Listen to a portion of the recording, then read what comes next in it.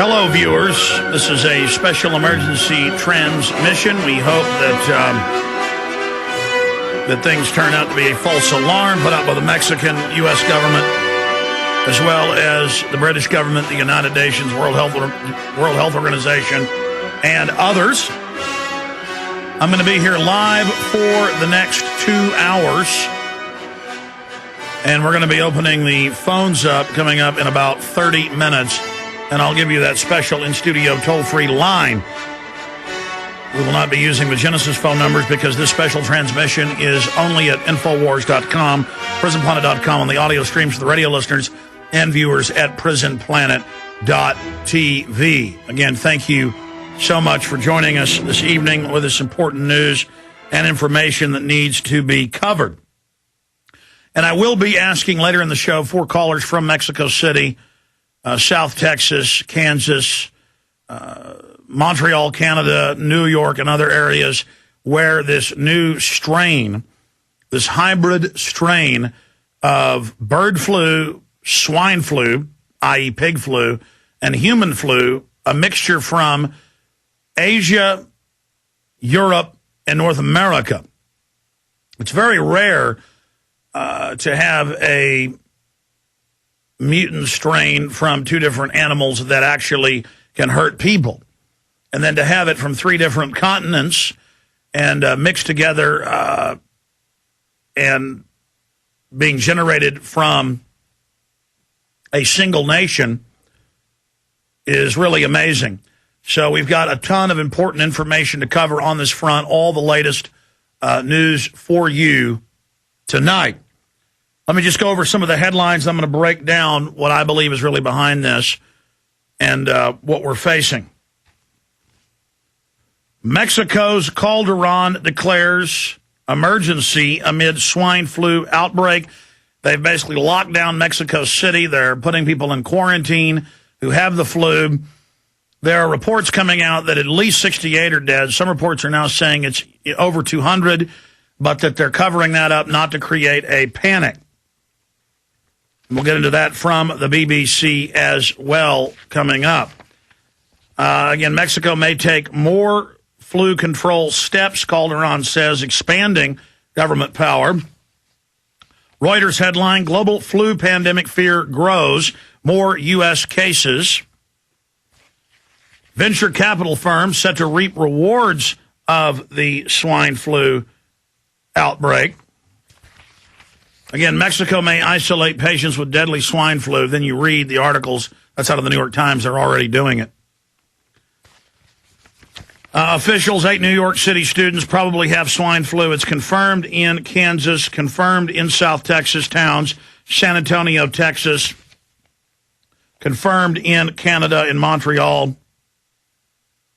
So that is some of what is coming up. Headline, deadly flu strain erupts in Mexico, U.S. Now, why is this so important when we have headlines like this one out of MSNBC? New U.S. swine flu cases spread pandemic fears. Why is that so important? You'll notice that I haven't really, over the last 4 or 5 years with all the bird flu fear-mongering by the governments of the world, spent a lot of time on it. But in the last few months I have, because we've seen preparatory conditioning in the media for a controlled release. I've seen signs in the propaganda campaign that made me go on air in the last 2 months and say that I believe they may have some bird flu, swine flu scares that are preparatory trial balloons to test the public to see if the establishment wants to indeed release a controlled pathogen into the general population. There's a lot of facets to this I'm about to go over, so be patient here. This is all important. I'm going to try to be as calm as possible to cover all this in detail. We have to remember that the 1918 Spanish flu that killed between 40 and 60 million people, historians and governments argue about that. We have to remember that between, well, some estimates are higher, but at least 40 million people died. And that broke out on U.S. military bases simultaneously in separate geographic areas. Clearly a bioweapon. We know that the Army 9 years ago dug up the Spanish flu, went to whaling sites in the Arctic coast, and dug up dead whalers that had been frozen in the permafrost at the different cemeteries that had the very deadly strain of the bird flu, of the Spanish flu in them that killed over 40 million people. Now, why couldn't they just get it in the environment today? Because it mutates. Viruses always mutate. They mutate to a point, some of them that become deadly or damaging to humans or other animals that they're attacking if they're zoological. But when you have a really big pandemic, especially, they mutate very, very quickly because there's so much of the virus out there. They're always changing their form. That's why a lot of top scientists have looked at HIV, the virus that supposedly causes AIDS, and have said that it's weaponized because you notice it's been around for 30-plus years now, and it just keeps on killing. It's really just a name for a class of weaponized viruses, and we have the U.S. Patent Office documents on that in the congressional funding. It's the Weaponized Cancer Virus Research Program. They just had the anniversary a few days ago of Dr. Salk's polio vaccine that gave over 200 million Americans the SV40 deadly cancer virus that the government admits has killed millions and millions of people with the formerly rare cancers that are now very, very common that it causes. It's also found in all major sewer supplies of the world, from India to China to the United States, because it is communicable and is continually passed on. But thank God it has mutated and is not as deadly as when it was first given. But sometimes it mutates to not be dangerous. Sometimes it mutated to be more dangerous. A lot of scientists believe in studies that's actually causing a lot of the autoimmune type diseases we're seeing. But that's amongst others. I'm just giving you some background records. Remember Tuskegee and the black men giving them syphilis, letting them spread it to thousands of people, die over 45 years, painful deaths. You know about them nerve gassing U.S. troops and British troops in Tasker, the foster system grabbing children and radiating them to death. And you didn't know about that? Just Google it. It's mainstream news. The Department of Energy has all these apologies and letters and websites about it, and they admit they did it. So to sit there and say they don't do this when there's thousands and thousands of programs, tens of thousands of separate cases alone in those thousands of programs that are declassified, for me to sit up here and talk about this could be the government is the first thing we should do. You know, they've had two releases in 2001 and then again last year out of the Portendown Bioweapons Lab, zoological lab in England. And then suddenly, simultaneously, it spreads all over England to the cows and sheep in just a matter of days in separate sites, hundreds of miles apart.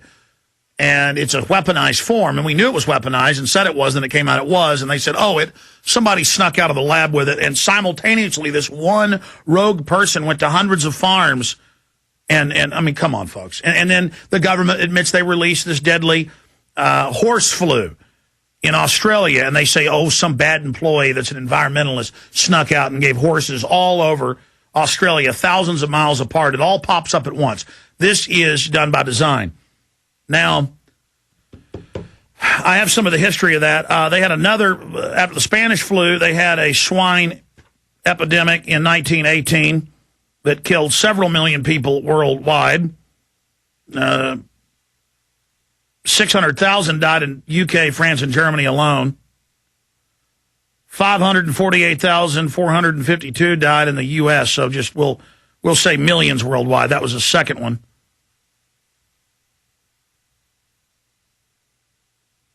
And then it goes on. This is from the encyclopedia. It says another 20 to 50 million, I guess, from that wave. So you've got that going on. So we have to take this very seriously. Now, to be clear, I want to be clear out of the gates here with everyone. I'm just reporting what the news is saying here, and I want to be more clear about this, that this is probably, it's not a false alarm if you're the 68 dead people in Mexico City. And it's not a false alarm if your people being quarantined in South Texas hospitals like San Antonio. In the city of San Antonio, as the AP is reporting.